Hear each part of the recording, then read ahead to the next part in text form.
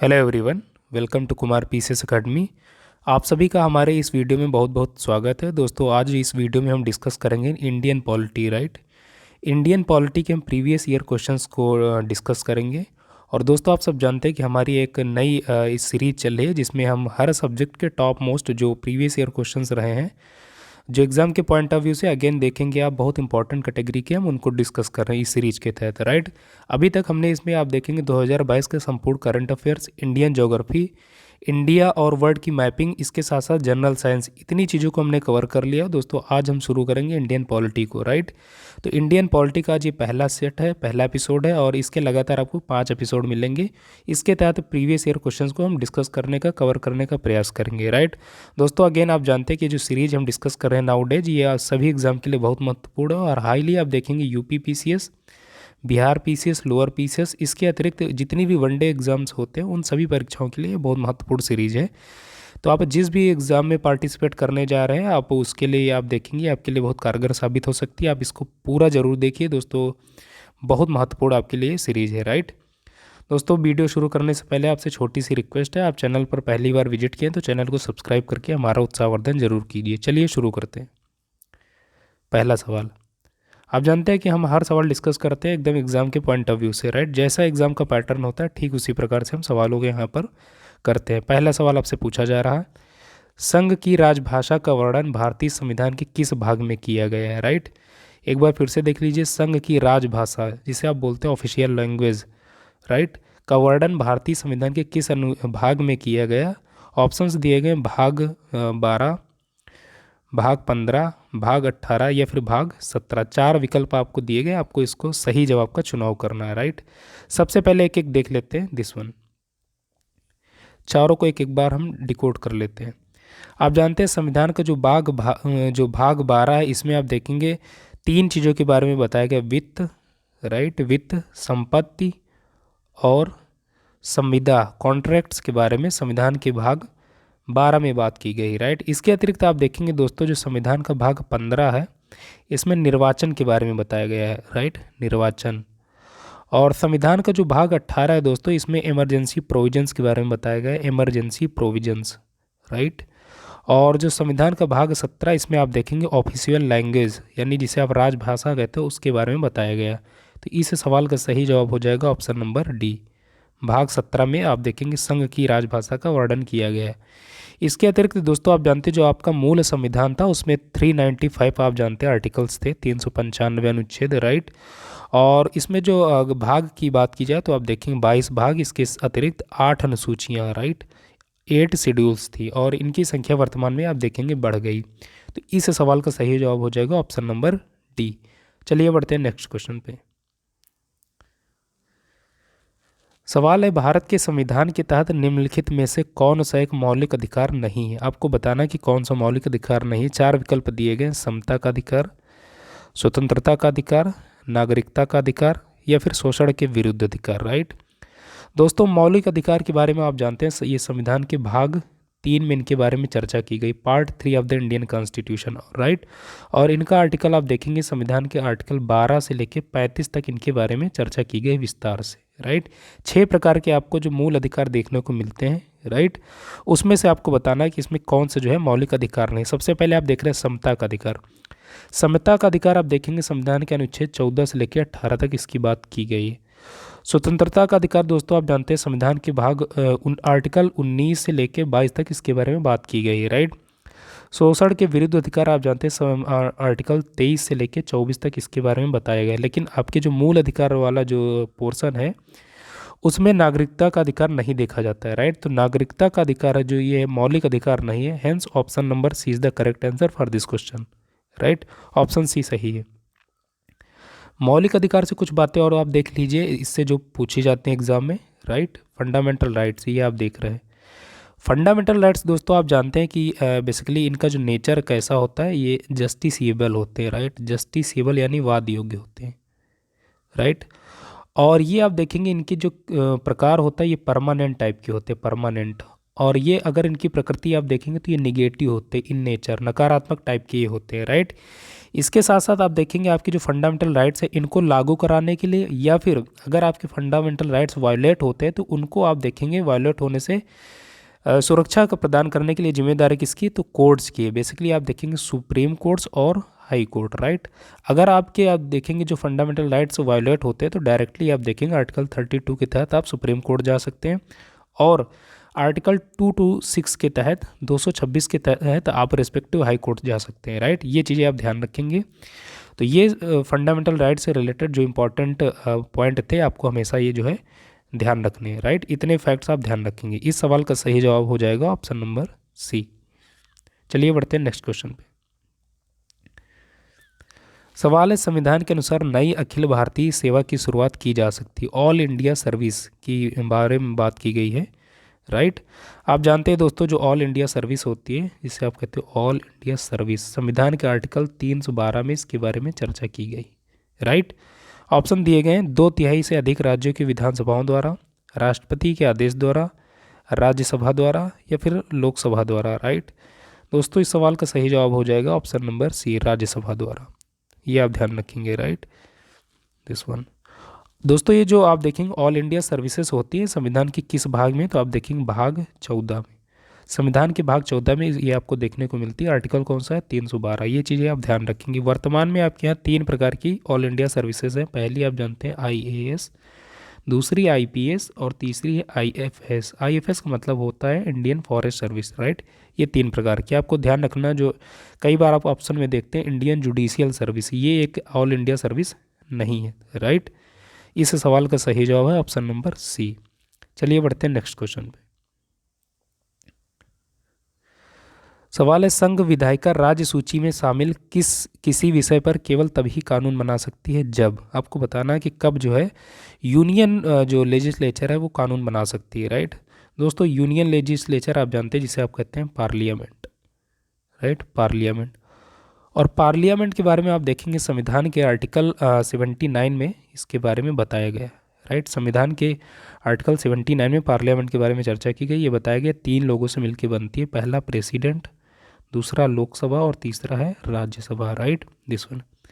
President के बारे में आपको बताया गया संविधान के आर्टिकल 52 में, और लोकसभा के बारे में आप जानते हैं, राज्यसभा आप जानते हैं संविधान के आर्टिकल 80 में इसकी चर्चा की गई है। वहीं लोकसभा जो है आर्टिकल 81 में इसके बारे में आपको बताया गया। ये चीज़ें आप ध्यान रखेंगे, राइट। और 79 में क्या है, पार्लियामेंट यानी यूनियन लेजिस्लेचर। ऑप्शन है दोस्तों, राष्ट्रपति का आदेश हो, राज्यसभा इसके लिए आदेश पारित करे, या राष्ट्रीय आपातकाल लागू हो, राइट। ये 3 चीज़ें आपको बताई गई। दोस्तों इस सवाल का सही जवाब हो जाएगा ऑप्शन नंबर डी, बी और सी। इन दोनों ही कंडीशंस में आप देखेंगे जो केंद्रीय जो लेजिस्लेचर होता है, यूनियन लेजिस्लेचर, इसे आप पार्लियामेंट कहते हैं, वो राज्य सूची में शामिल किसी विषय पर कानून बना सकती है। कौन कौन से, कब कब, जब राज्यसभा इसके लिए आदेश पारित करे, या फिर जो राष्ट्रीय आपातकाल की स्थिति होती है तब आप देखेंगे ये पॉसिबल होता है, right. Option number D is the correct answer. चलिए बढ़ते हैं नेक्स्ट क्वेश्चन पे। सवाल है, भारतीय संविधान सभा के पहले उपाध्यक्ष थे, कौन थे, आपको बताना है। भारतीय संविधान सभा के पहले उपाध्यक्ष, राइट, दिस वन। ऑप्शंस हैं HC मुखर्जी, डॉक्टर राजेंद्र प्रसाद, जवाहरलाल नेहरू, किरण बेदी। दोस्तों चारों विकल्प बहुत महत्वपूर्ण हैं, राइट। सवाल का सही जवाब है option number A, HC Mukherjee. आप देखेंगे भारतीय संविधान सभा के पहले उपाध्यक्ष थे, राइट। तो option number is the correct answer.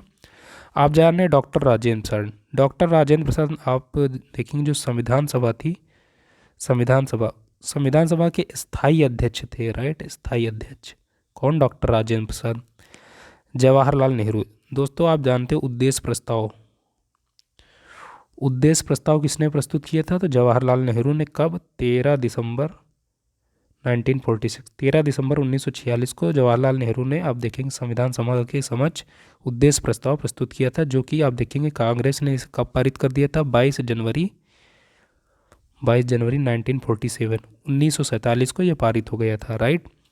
Kiran Bedi, Bharat की पहली महिला देखेंगे आप जो है IPS, कौन है, किरण बेदी। तो चारों विकल्प आप देखेंगे बहुत महत्वपूर्ण अपने आप में। इस सवाल का सही जवाब option number A, HC Mukherjee. चलिए बढ़ते हैं नेक्स्ट क्वेश्चन पे। सवाल है, निम्नलिखित अनुच्छेद में से कौन सा एक लोक सेवा आयोग के कार्यों से संबंधित है? राइट, चार विकल्प दिए गए, आपको बताना लोक सेवा आयोग के कार्यों के बारे में चर्चा किस आर्टिकल के तहत की गई। अनुच्छेद 280, आप जानते हैं अनुच्छेद 280 में क्या आपको देखने को मिलता है? वित्त आयोग, finance commission of India, right, वित्त आयोग, दिस वन। अनुच्छेद 312, इसमें आप देखते हैं ऑल इंडिया सर्विसेज के बारे में आपको बताया गया, राइट। अनुच्छेद 123, इसमें 123 में आप जानते हो ऑर्डिनेंस पावर ऑफ प्रेसिडेंट होती है, राइट, ऑर्डिनेंस पावर, राष्ट्रपति के अध्यादेश जारी करने की शक्ति। और अध्यादेश कब जारी करता है? जब आप देखेंगे जो सदन है, जो संसद है, वो सत्र में जब नहीं होती, राइट। इसके बाद आप देख रहे हैं जो अनुच्छेद 320 है, आर्टिकल 320, राइट। अनुच्छेद 320 में आप देखेंगे लोक सेवा आयोग के कार्यों के बारे में चर्चा की गई। Option number D is the correct answer for this question, right. चलिए बढ़ते हैं नेक्स्ट क्वेश्चन पे। सवाल है, संविधान संशोधन विधेयक लाया जा सकता है, आपको बताना चार विकल्प दिए गए हैं, राइट। केवल लोकसभा में, केवल राज्यसभा में, राज्य विधानसभा में, या फिर ए और बी किसी में भी, राइट। आपको बताना है संविधान संशोधन विधेयक कहाँ लाया जा सकता है। जो कॉन्स्टिट्यूशनल अमेंडमेंट जो बिल होता है, बेसिकली आप देखेंगे इसकी चर्चा की गई संविधान के आर्टिकल 368 368 में, और भाग कौन सा? तो XX, संविधान के भाग 20 में इसके बारे में चर्चा की गई, आर्टिकल है 368, राइट। बेसिकली आप देखेंगे जो संविधान संशोधन विधेयक है ये किसी भी सदन में लाया जा सकता है, यानी कि लोकसभा और राज्यसभा दोनों में से किसी भी सदन में लाया जा सकता है। Hence option number D is the correct answer for this question, right. चलिए बढ़ते हैं नेक्स्ट क्वेश्चन पे। सवाल है, किसी राज्य में विधान परिषद की सदस्य संख्या उस राज्य की विधानसभा के सदस्यों की कुल संख्या के कितने के बराबर होती है? दोस्तों एक बार फिर से रिपीट करता हूँ इस सवाल को। किसी राज्य में विधान परिषद की सदस्य संख्या, इसको आप अंडरलाइन कर लीजिए, उस राज्य की विधानसभा के, राइट, सदस्यों की कुल संख्या के कितने के बराबर होती है? चार विकल्प दिए गए। पहला है 2/3 से अधिक नहीं हो सकती, 3/4 से अधिक नहीं हो सकती, आधे से अधिक नहीं हो सकती, या फिर 1/3 से अधिक नहीं हो सकती। दोस्तों इस सवाल का सही जवाब है ऑप्शन नंबर डी। जो विधानसभा की कुल संख्या होती है उसकी 1/3 से अधिक नहीं हो सकती, राइट, ये आप ध्यान रखें। दोस्तों आप जानते हैं विधान परिषद के बारे में संविधान के आर्टिकल 169 में चर्चा की गई, और इससे आपको एक फैक्ट और ध्यान रखना है कि वर्तमान में भारत में कुल कितने राज्यों में विधान परिषद का कंसेप्ट देखने को मिलता है, यानी कि कितने राज्यों में विधान परिषद है, तो टोटल 6 स्टेट्स में, राइट। कौन कौन स्टेट्स हैं आप यहाँ से देख लेंगे। पहला आप देख रहे हैं आंध्र प्रदेश, आंध्र प्रदेश। दूसरा देखते हैं दोस्तों कर्नाटक, कर्नाटक। कर्नाटक के बाद आप देख रहे हैं तेलंगाना, राइट, तेलंगाना। इसके बाद आप देखते हैं यूपी, फिर देखते हैं आप बिहार, राइट, बिहार। इसके अतिरिक्त आप देखते हैं महाराष्ट्र, राइट, महाराष्ट्र।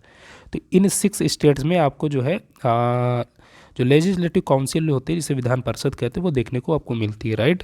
तो option number D is the correct answer for this question. चलिए बढ़ते हैं नेक्स्ट क्वेश्चन पे। सवाल है, उच्चतम न्यायालय के परामर्शदात्री क्षेत्राधिकार के अंतर्गत सम्मिलित है, क्या सम्मिलित है आपको बताना है। उच्चतम न्यायालय का परामर्शदात्री यानी जो सलाह देने की जो शक्ति है या जो क्षेत्राधिकार है वो किस में सम्मिलित है। पहला ऑप्शन है सभी संवैधानिक मामलों में प्रधानमंत्री को सलाह देना, या विधिक मामलों में प्रधानमंत्री को सलाह देना, या सार्वजनिक महत्व के कानूनी या तथ्यात्मक मामलों में राष्ट्रपति को सलाह देना। चौथा विकल्प है इनमें से कोई नहीं। आप जानते हैं कि संविधान के आर्टिकल 143, राइट, संविधान के अनुच्छेद 143 में आप देखेंगे power of the president, power of the president to consult SC यानी सुप्रीम कोर्ट, राइट। संविधान के अनुच्छेद 143 में राष्ट्रपति की शक्ति दी गई है सुप्रीम कोर्ट से आप देखेंगे सलाह मशविरा करने के लिए, राइट, और वो किसी भी मामले में वो सलाह मशविरा कर सकता है, चाहे कानूनी मामले हो या कोई दूसरे अन्य मामले हो, right. Hence option number C is the correct answer for this question, right. सार्वजनिक महत्व के कानूनी या तथ्यात्मक मामलों में राष्ट्रपति को सलाह देना। चलिए बढ़ते हैं नेक्स्ट क्वेश्चन। सवाल है दोस्तों कि ये अनुसूचित और जनजातीय क्षेत्रों के प्रशासन तथा नियंत्रण के बारे में उपबंध किस अनुसूची में वर्णन किया गया है या वर्णित है, राइट। 12 अनुसूचियाँ 12 शेड्यूल हैं आप जानते हैं, उनमें से आपको बताना है किस अनुसूची में ये जो SC और ST के लिए आप देखेंगे अनुसूचित और जनजातीय क्षेत्रों के प्रशासन के बारे में किस अनुसूची में बात की गई, राइट। आप जाने 6th schedule, 7th schedule, 9th schedule, 7th और 5th, राइट। दोस्तों सबसे पहले आप जानते हैं जो छठी अनुसूची उसमें बात की गई 4 राज्यों के बारे में, मेघालय, असम, त्रिपुरा और मिजोरम। इन 4 राज्यों में आप देखेंगे प्रशासन को लेकर बात की गई, राइट। 9th शेड्यूल बहुत इंपॉर्टेंट है। आप जानते हैं कि 9th शेड्यूल में कुछ वैलिडेशन के बारे में बात की गई, validation of certain acts and regulations, तो ये 9th शेड्यूल में बात की गई, राइट। 7th शेड्यूल में आप दोस्तों जानते हैं कुछ 3 प्रकार की आपको जो है बेसिकली आप देखेंगे यूनियन और स्टेट्स के बीच में पावर्स का डिवीजन किया गया, राइट। किस शेड्यूल के तहत? 7th शेड्यूल के तहत। और इसके तहत आपको 3 शेड्यूल देखने को मिलती हैं। कौन कौन सी 3 शेड्यूल? पहली आप देख रहे हैं, एक है यूनियन लिस्ट, दूसरी स्टेट लिस्ट, और थर्ड होती कॉन्करेंट लिस्ट, समवर्ती सूची। यूनियन लिस्ट में आप जानते हैं दोस्तों originally there were 97 subjects, right. राज्य सूची में कितने विषय थे? 66 विषय थे। इसके अतिरिक्त आप देखेंगे दोस्तों जो समवर्ती सूची थी उसमें 47 विषय थे, 47 सब्जेक्ट्स, राइट। तो ये इनकी संख्या घट बढ़ गई है, आप ध्यान रखेंगे, लेकिन ओरिजिनली इतने ही थे, राइट। तो 7th शेड्यूल में आप देखेंगे राज्य और संघ के बीच जो है शक्तियों का विभाजन किया गया, basically under 3 different list, right. 5वीं सूची में आप देखेंगे, अनुसूची में दोस्तों आप देखेंगे जो अनुसूचित और जनजातीय क्षेत्रों के प्रशासन के बारे में बात की गई। Hence option number D is the correct answer for this question, right. 5वीं अनुसूची में इसके बारे में बात की गई। चलिए बढ़ते हैं नेक्स्ट क्वेश्चन पे। अब ये सवाल बहुत महत्वपूर्ण है दोस्तों। हम जितने सवाल कर रहे हैं आप देखेंगे यूपी पीसीएस और सभी परीक्षाओं में ये लगातार पूछे गए हैं, और इनके जो एक्सप्लेनेशन हम आपको बता रहे हैं वो बहुत महत्वपूर्ण है, वहाँ से निश्चित ही सवाल पूछे जाएंगे, राइट। शिक्षा का अधिकार भारतीय संविधान में जोड़ा गया, किस संविधान संशोधन के द्वारा जोड़ा गया? आपको 4 विकल्प दिए गए, 52वां संविधान संशोधन, 61वां संविधान संशोधन, 73वां संविधान संशोधन या फिर 86वां संविधान संशोधन। चारों विकल्प अपने आप में आप देखेंगे पार्टिकुलर सवाल भी हैं, पूछे जाते हैं।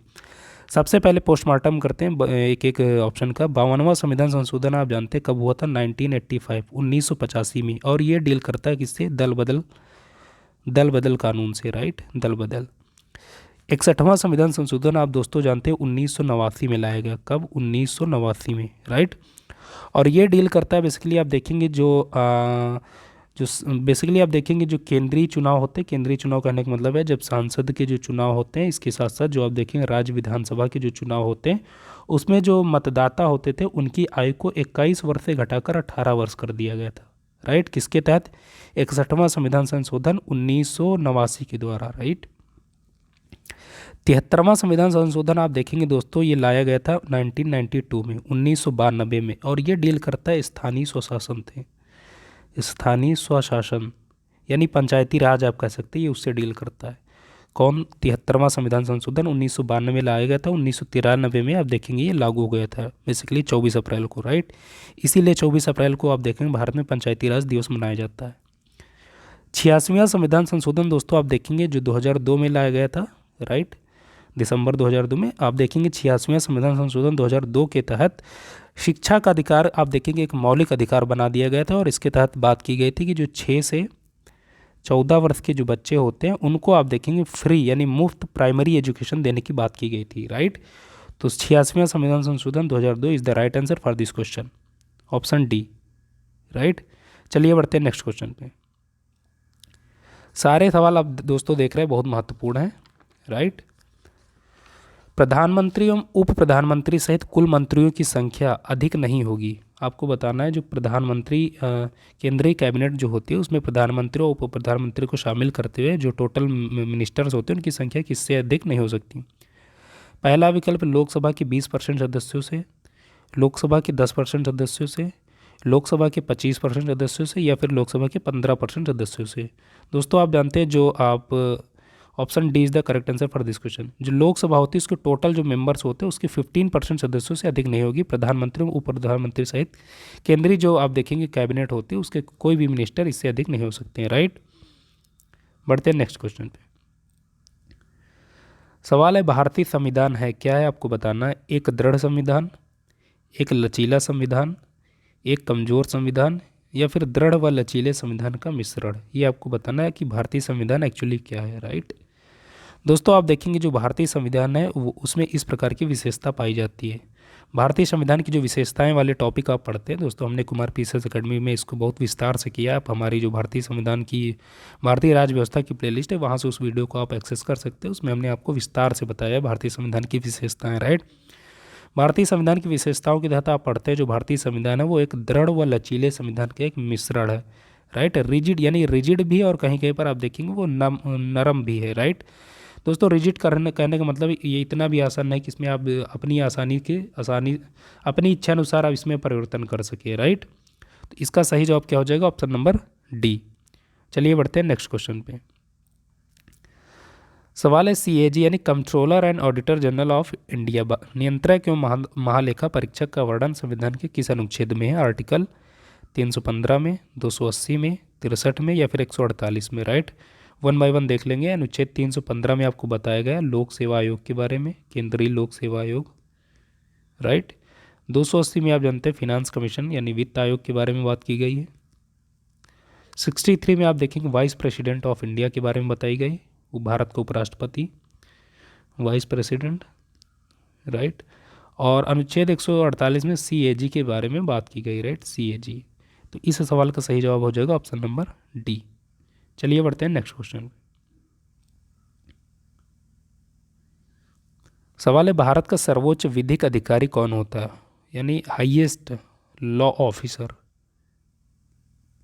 ऑफ इंडिया कौन होता है? ऑप्शंस हैं भारत का मुख्य न्यायाधीश यानी जिसे आप सीजेआई कहते हैं, नियंत्रक एवं महालेखा परीक्षक जिसे आप सीएजी कहते हैं, केंद्रीय गृह सचिव या फिर भारत का महान्यायवादी जिसे आप कहते हैं attorney general of India, right. तो दोस्तों इस सवाल का सही जवाब है ऑप्शन नंबर डी, भारत का महान्यायवादी। जो अटॉर्नी जनरल ऑफ इंडिया होता है वो बेसिकली आप देखेंगे भारत का सर्वोच्च विधिक अधिकारी लॉ ऑफिसर ऑफ इंडिया होता है, right. Attorney general of India आप देखेंगे आर्टिकल 76 के तहत इसके बारे में बात की गई है। और भारत का प्रथम अटॉर्नी जनरल ऑफ इंडिया कौन था? आप देखेंगे, ध्यान रखेंगे, MC सीतलवाड़ साहब, MC सीतलवाड़, ये भारत के प्रथम आप देखेंगे अटॉर्नी जनरल ऑफ इंडिया थे, राइट। तो इस सवाल का सही जवाब क्या है? Option number D. बढ़ते हैं नेक्स्ट क्वेश्चन पे। तो दोस्तों आज के इस एपिसोड के तहत हमने इंडियन पॉलिटी के जो top most previous year questions रहे हैं जो लगातार एग्जाम्स में रिपीट होते हैं, हमने उनको डिस्कस किया। और इसके साथ साथ हमने उसका जो आप देखेंगे एग्ज़ाम के पॉइंट ऑफ व्यू से एक्सप्लेनेशंस होना चाहिए, हमने वो भी आपको बताया है, राइट। और इस एक्सप्लेनेशन से निश्चित ही आपको आगामी परीक्षाओं में सवाल देखने को मिलेंगे और ये मोस्ट इंपॉर्टेंट कैटेगरी के चूँकि सवाल है तो निश्चित ही ये रिपीट भी होंगे, राइट। दोस्तों इस वीडियो को आप पूरा जरूर देखे होंगे और अगर आपने अच्छे से देखा है तो अपने नोट्स में शामिल कर लीजिए। एक दो बार और वीडियो देखिए, आपको चीज़ें एकदम से अब क्लियर कट हो जाएंगी, राइट। लगातार बहुत जल्दी दोस्तों हम इसका दूसरा सेट आपके सामने लेके आएंगे। आप हमारे सभी वीडियोज़ का आनंद लीजिए, बहुत एकदम निःशुल्क है। हमारे सभी वीडियोज़ की क्वालिटी आप जानते हैं, क्वालिटी के लेके आप चिंता में कभी मत रहें, किसी भी संशय में न रहें। हमारा काम ये दोस्तों क्वालिटेटिव कंटेंट आपको प्रोवाइड करना है, राइट। तो दोस्तों आप सबकी इजाज़त चाहता हूँ और इस वीडियो को यहीं पर समाप्त करना चाहता हूँ। मिलेंगे नेक्स्ट वीडियो में, तब तक के लिए नमस्कार।